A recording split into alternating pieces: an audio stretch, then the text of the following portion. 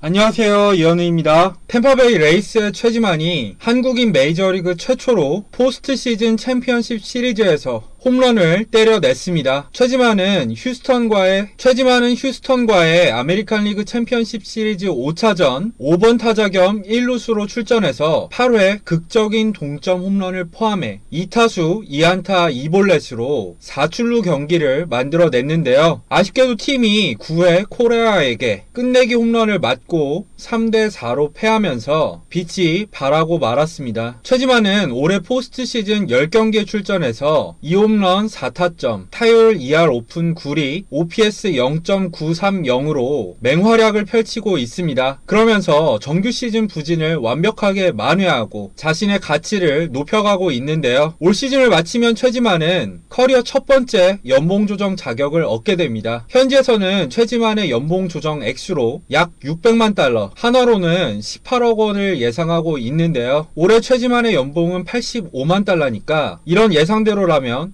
2배 가까이 뛰어오르게 되는 셈입니다. 그러면서 저한테 가난한 구단 중에 하나인 템파베이가 최지만을 잡을 수 있을지에 대해서도 물어보시는 분들이 많이 계신데요. 걱정 안 하셔도 될 것 같습니다. 템파베이가 가난한 구단인 건 맞지만 최지만이 이 정도로 활약해준다면 160만 달러쯤은 충분히 감당할 수 있기 때문입니다. 그리고 혹시 템파베이가 잡지 않아도 가을 야구에서의 활약을 통해서 매력을 충분히 어필한 만큼 최지만을 영입할 팀은 많을 것 같습니다. 양키스의 에이스 게리 콜의 천적이라는 점도 아메리칸 리그 동부지구 팀들에겐 굉장히 매력적인 요소로 느껴질 것 같고요. 이번 가을을 통해서 준수한 수비력과 선구안을 보여주고 있기도 하니까요. 이제 템파베이 팀 얘기를 좀 해보겠습니다. 휴스턴을 상대로 3연승을 거뒀던 템파베이는 어제 오늘 2경기 연속 내주면서 시리즈 스코어 3대2로 쫓기는 입장이 됐습니다. 템파베이 입장에서 오늘 경기에서 가장 뼈아팠던 점은 8회 동점 상황에서 가장 믿을만한 투수인 닉 앤더슨을 냈음에도 불구하고 경기에서 패했다는 겁니다. 앤더슨은 정규 시즌 평균 자책점 0.55로 정말 극강의 모습을 보여줬는데요. 하지만 포스트 시즌 3경기 연속으로 실점을 하면서 불안한 모습을 보이고 있습니다. 그러면서 다른 필승조인 페어뱅크스와 카스티오에게 가해지는 부담도 점점 커지고 있는데요. 그나마 다행인 점은 최근 부상에서 돌아온 알바라도가 컨디션이 굉장히 좋아 보인다는 겁니다. 돌아온 알바라도가 카스티오와 페어뱅크스에게 가해지는 부담을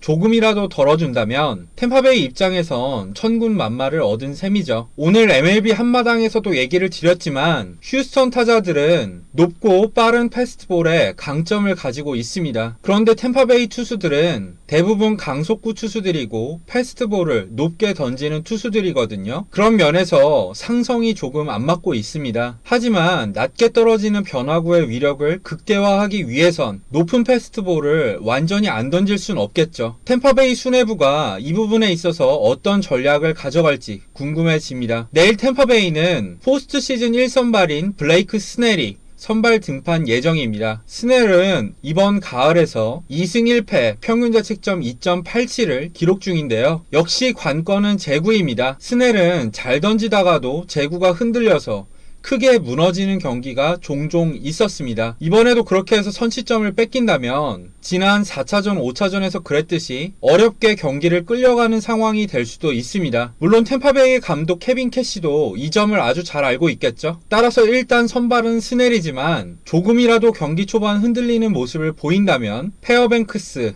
카스티오로 이어지는 필승조를 조기에 가동할 가능성도 있습니다. 한편 휴스턴은 올해 가을에서 2승 1패 평균 자책점 2.00으로 인상적인 활약을 펼치고 있는 좌완 프람버 발데스를 선발로 예고했는데요. 템파베이 타선의 과제는 발데스를 공략하지 못하더라도 최대한 빨리 마운드에서 내리는 것입니다. 그렇게 해야 상대적으로 약한 휴스턴의 불펜을 최대한 괴롭힐 수 있을 테니까요. 다만 걱정되는 건 템파베이가 이번 포스트 시즌에서 유독 대타 카드를 아끼고 있다는 건데요. 최지만이 주전으로 출전하지 않는다고 하더라도 좌완인 발데스가 내려가면 곧바로 대타 기용을 하는 건 어떨까 싶습니다. 워낙 최지만의 타격감이 이번 시리즈 들어 좋기 때문입니다. 그렇게 되면 경기 후반에 최지만이 뭔가 보여줄 수도 있겠죠. 다음은 오늘 경기에서도 무너진 커쇼 얘기도 조금 해볼까 하는데요. 커쇼는 또 중요한 순간에 무너지고 말았습니다. 커쇼는 오늘 열린 내셔널리그 챔피언십 시리즈 4차전에서 5회까지는 1실점으로 잘 버티다가 6회 들어 3연속 안타를 맞고 2실점을 더한 후 무사 2루에서 교체가 됐습니다. 그리고 교체 등판한 그라테롤이 분식회계까지 하면서 커쇼의 실점은 한 점 더 늘어났는데요. 그러면서 오늘 경기 커쇼의 공식 기록은 5이닝 4실점이 됐습니다. 그리고 다저스 역시 애틀란타에 4대10으로 패하면서 시리즈 스코어 1대3으로 궁지에 몰리고 말았죠. 많은 분들이 아시겠지만 저는 세이버매트릭스를 즐겨 쓰는 편입니다. 그리고 세이버매트릭스를 선호하는 사람들이 흔히 그렇듯이 대부분의 경우엔 포스트 시즌 성적은 결국엔 샘플 사이즈가 켜지면 정규 시즌 성적에 수렴한다고 생각합니다. 왜냐하면 100년 넘게 통계 기록을 살펴보더라도 대부분의 경우엔 그랬으니까요. 그 못한다는 그렉 매덕스의 포스트 시즌 통산 성적은 평균 자책점 3.2로 정규 시즌 성적과 사실 큰 차이가 없었습니다. 하지만 가끔씩은 못하는 쪽으로든 잘하는 쪽으로든 예외 케이스가 발생할 수는 있다고 생각을 합니다. 클레이튼 커쇼 역시 그 대표적인 예외 중에서 한 명인 것 같습니다. 커쇼는 어느덧 포스트 시즌 35경기에 등판해서 177.1이닝을 던지고 있습니다.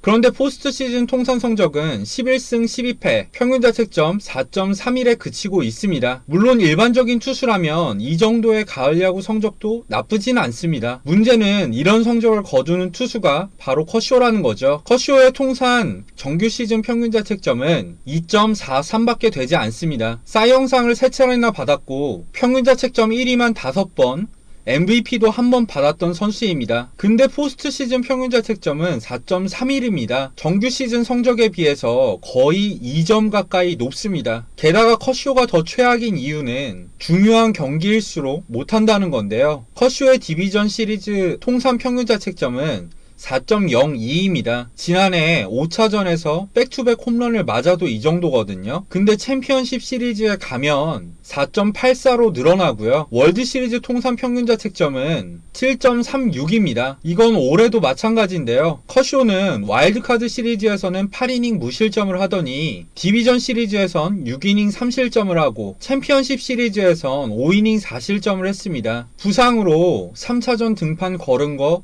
알고 있습니다. 하지만 커쇼가 누구입니까? 현역 메이저리그 최고의 투수입니다. 최근에는 전성기 대비 기량이 떨어졌어도 올해 정규 시즌에 6승 2패, 평균 자책점 2.16을 기록하면서 부활했잖아요. 근데 또 무너졌습니다. 당연히 좋은 얘기가 나올 수가 없겠죠. 어쨌든 커쇼가 무너지고 뒤이어 나온 그라테롤도 무너지면서 6회에만 6점을 내준 다저스는 애틀란타에 4대10으로 패했습니다. 시리즈 스코어는 1승 3패가 됐고요. 그런데 사실 오늘 로버츠 감독은 별로 깔 부분이 없었습니다. 5회까지 투구수가 71개밖에 되지 않고 1실점 중인 팀의 에이스를 내리는 건 불가능합니다. 메이저리그는 프랜차이즈 슈퍼스타의 힘이 감독의 힘보다 훨씬 크기 때문에 내릴 수도 없고 설사 내렸다고 하더라도 문제가 됐을 겁니다. 내리는 타이밍 자체는 문제가 없었는데 커쇼가 무너지고 믿었던 그라테롤과 빅터 곤잘레스까지 함께 무너지면서 진 것이기 때문에 투수진의 잘못이 더 컸습니다. 물론 신인인 브라이스 윌슨에게 묶인 다저스 타선도 문제가 정말 많았고요. 내일 다저스는 이번 포스트 시즌 들어서 불펜 또는 오프너로만 쓰던